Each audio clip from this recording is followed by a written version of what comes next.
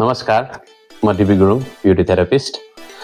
आज हामी skin whitening facial किटको बारेमा बुझ्न गइरहेको छौँ। योभन्दा अगाडि तपाईहरुले धेरै मेरो भिडियोजहरु देख्नु भएकै नै छ होला र आशा छ आजको यो प्रोग्राम पनि तपाईलाई धेरै नै इन्ट्रेस्टिङ र चाहिँ मजा आउनेछ। सो आज सुरु गरौँ स्किन व्हाइटनिङ फेसियल किट। सो आज हामी अनबक्सिङ गर्दै छौँ स्किन व्हाइटनिङ फेसियल किटको। तपाईहरुको अगाडि नै मैले खोल्दै छु। Skin whitening facial kit beauty basics by नाजको सेकेन्ड सिरिज हो। योभन्दा अगाडि जुन व्हाइटनिङको प्रोडक्ट आउँथ्यो त्यो चाहिँ पर्ल फेसियल किट थियो है।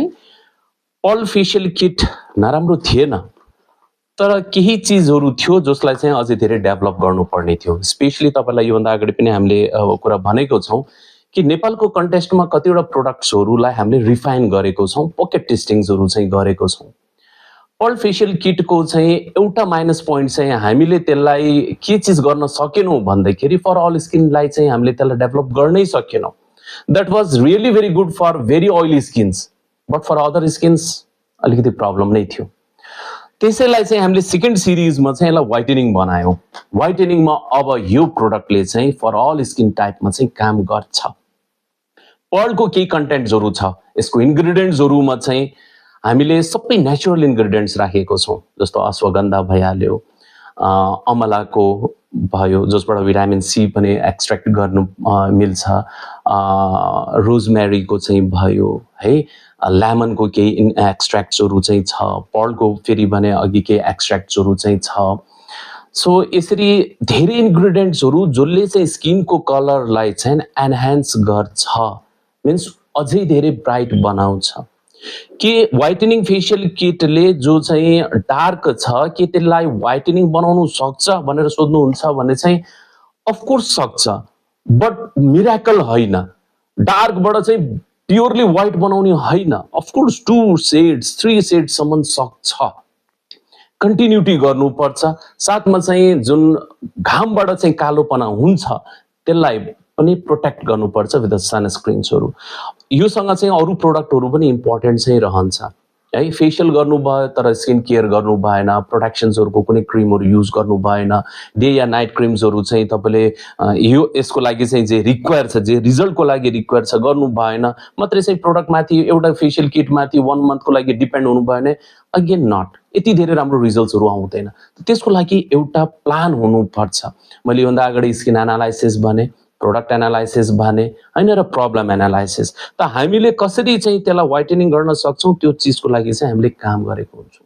यसमा पनि चाहिँ हामीले अस्ति देखाकै जस्तै चाहिँ यसमा पनि 5 को चाहिँ सेटिङ्सहरु चाहिँ छ, जसमा चाहिँ तपाईसँग क्लिन्जर, त्यसपछि चाहिँ प्याक क्लिन्जर, त्यसपछि स्क्रब, त्यसपछि तपाईको जेल, त्यसपछि चाहिँ जेल पछाडी चाहिँ cream and then of course a serum है।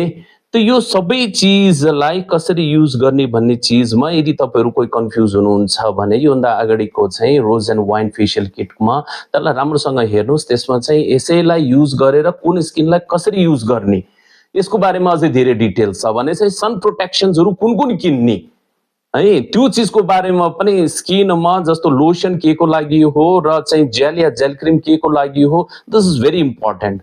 सनस्क्रिन आजको दिनमा सबैभन्दा धेरै युज हुन्छ। More than 90% are all wasted.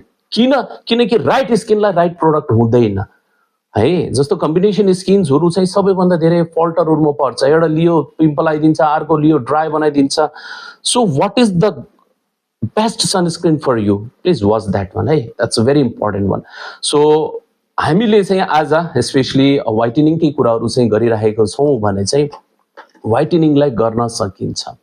मेथड्सहरुमा पहिला त हामीले एउटा उसको स्किनको कुन लेभलमा डार्कनेस छ, के यो चाहिँ पिगमेन्ट हो या चाहिँ नेचुरल हो, कुन बेसमा छ, स्किनको चाहिँ एउटा कलरको चाहिँ शेड्सहरु चाहिँ आउँछ। हामीले शेड्सबाट चाहिँ बल्ल चाहिँ स्टेप बाइ स्टेप चाहिँ अगाडि लिएर जान्छौं। हामीसँग कतिजना क्लाइन्ट्सहरु चाहिँ यस्तो हुनुहुन्छ जसको रियलीमा चाहिँ हामीले एउटा टोटल ट्रान्सफर्मेसन गरेको छौं। हजुर, टोटल ट्रान्सफर्मेसन। पहिलाको फोटो र अहिलेको फोटो हेर्नुहुन्छ भने there is a lot of differences के। स्किनको फेरि यो सबै नेचुरल भएको कारणले स्किनको क्वालिटी चाहिँ तपाईँको नेचुरली बनाइदिन्छ। यसमा कुनै पनि केमिकल्सहरू चाहिँ मिक्स गरेको छैन जसले चाहिँ स्किन जोरलाई डिटोरेट गर्छ। डिटोरेसन्सको कुरा पनि अगाडि भइसकेको छ। एसाइड टु द्याट, अब आजभोलि के भएको छ भने यो व्हाइटनिङको चक्करमा इन्स्ट्यान्ट रिजल्टको चक्करमा चाहिँ एकदम हाई एसिड हाई सिरमहरू धेरै लगाउने चलनहरू भइरहेछ। Please beware of that all the products है। मैले नलगाउनु भनेको छैन, लगाउनुहोस्, तर के तपाईँलाई त्यो सबै इन्फर्मेसन थाहा छ? थाहा छैन नि होइन। थाहा छैन भने चाहिँ डोन्ट युज। बरुभन्दा आफू कन्सल्ट गर्नुहोस्, जसले चाहिँ जान्नुहुन्छ उहाँलाई कन्सल्ट गर्नुहोस्।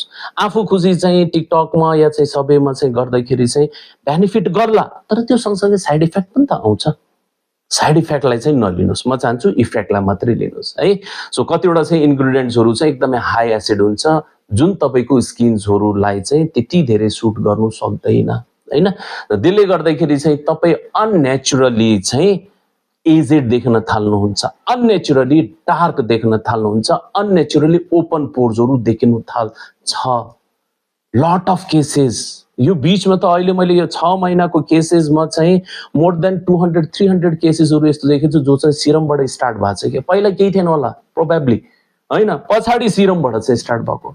I am not against of serum, किनभने वी अल्सो हेभ सिरम, हामीसँग पनि सिरम्सहरू छ, तर हामीले चाहिँ कसरी चाहिँ युज गर्ने हो त्यो चिजहरूको बारेमा अझै धेरै डिटेलली चाहिँ इभन ब्युटिसियन्सहरूलाई पनि बताउँछौँ होइन। त तपाईँहरूले चाहिँ कुनै पनि इन्ग्रिडियन्ट्सहरू युज हुँदाखेरि चाहिँ स्पेसली इन सिरम, व्हाइटनिङ सिरमहरूले बहुत राम्रो काम गर्छ है। I am not against with that one, तर नेचुरल इज नेचुरल है। नेचुरलबाट जति रिजल्ट आउँछ त्यो चाहिँ स्किनमा नेचुरली ग्रो देखिन्छ के, त्यसमा आर्टिफिसियली देखिँदैन।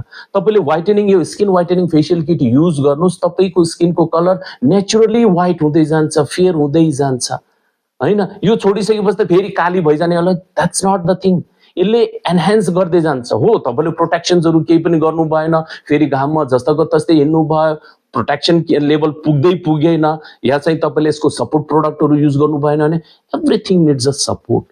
त एउटा हामीले फेसियलमा चाहिँ जुन क्लिनिकली तपाईँको चाहिँ फेसियल भइरहेछ र अर्को चाहिँ होम केयर, यो दुइटै चिजले गर्दाखेरि रिजल्ट आउँछ। जसरी चाहिँ स्कुलमा होइन क्लास वर्क, होमवर्क होइन, ट्युसन, त कसलाई के चाहियो that is important. Class work मात्रै चाहियो कि होमवर्क पनि चाहियो कि ट्युसन पनि के चाहियो है, त त्यो चिजलाई डिफाइन गरे जस्तै चाहिँ प्रोडक्टहरू पनि र यसको सब प्रोडक्ट्सहरू जुन होम केयरको छ त्यसलाई पनि युज गर्न म अनुरोध गर्दछु है। सो आजको चाहिँ यो उसमा हामीले डल स्किन्सहरू, राम्रो स्किन नदेखिएको स्किनमा चाहिँ डिफ्रेन्ट कलर्सहरू आएको, धेरै ट्यान भएको, या बाई बर्न नै मतलब सानैबाट चाहिँ अलिकति साउला धेरै भएको छ भने पनि त्यसलाई चाहिँ यसले कलर दिने काम गर्छ। And it is all natural. तपाईँले त्यो आफ्नो स्किन भन्दा चाहिँ 2 सेड 3 सेडसम्म चाहिँ मजाले इन्जोय गर्न सक्नुहुन्छ आफ्नो स्किन है। सो आज यति भन्दै चाहिँ हामी सबैलाई फेरि रिक्वेस्ट गर्छौँ प्रोडक्टको बारेमा चाहिँ युज गर्नुहोस्। कसलाई कति दिन युज गर्ने या कसरी चाहिँ गर्ने भन्ने चिजमा कुनै पनि प्रोडक्टहरू या कुनै पनि फेसियल्सहरू चाहिँ आजको भोलि गर्ने होइन, किनभने इट टेक्स टाइम होइन। हामी के 7-7 दिनमा गरौँ, अगेन नट। मिनिमम गर्नुहुन्छ भने पनि 15 डेजभन्दा अगाडि चाहिँ त नट वर्दी है, तर अराउन्ड 21 डेजलाई चाहिँ हामीले एप्रोप्रिएट डेजेसहरू भन्छौँ। अब हामीसँग पनि कहिले कहिले कस्तो केसेसहरू आइदिन्छ, सर्ट टाइमिङ हुन्छ, तर हामीलाई रिजल्ट एनहान्स गर्नु छ भने चाहिँ we focus to the problem, we focus to the results. त त्यो बेलामा केही हामीले चाहिँ टाइमिङहरूलाई चाहिँ म्यानिपुलेट गर्छौँ, अगाडि पनि गराउँछौँ होइन, तर not for all, not for all. किन त्यसले पनि चाहिँ कुनै पनि कलरले, जस्तै स्किनमा कलर केले आउँछ, all you know that is a melanin. मेलानिनले पनि केही कलर्सहरूलाई चाहिँ चेन्ज गर्नको लागि टाइम लाग्छ है। र कति समयसम्म चाहिँ यसलाई युज गर्ने भन्नुभयो भने चाहिँ minimum plan for 1 year, at least 1 इयरको प्लान गर्नुहोस्। 1 वर्षभन्दा अगाडिको फोटो खिच्नुहोस्, 1 इयर पछाडि चाहिँ फेरि यही चलाइराख्नु भएको छ र यसको सब प्रोडक्ट्सहरू चलाइराख्नु भएको छ भने after that again see the photo, changes आउँछै आउँछ। Not because of me, because of the product, because of again analysis and treatment methods है। त यो please, it's a very good product, whitening skin facial kit, one of the miracle product जसको चाहिँ of course जसलाई चाहिँ गोरो हुनु मन चाहिँ लागेको छ है। So thank you so much for watching this. हामी फेरि चाहिँ भेटौँला अर्को नयाँ टपिकमा। धन्यवाद। Thank you.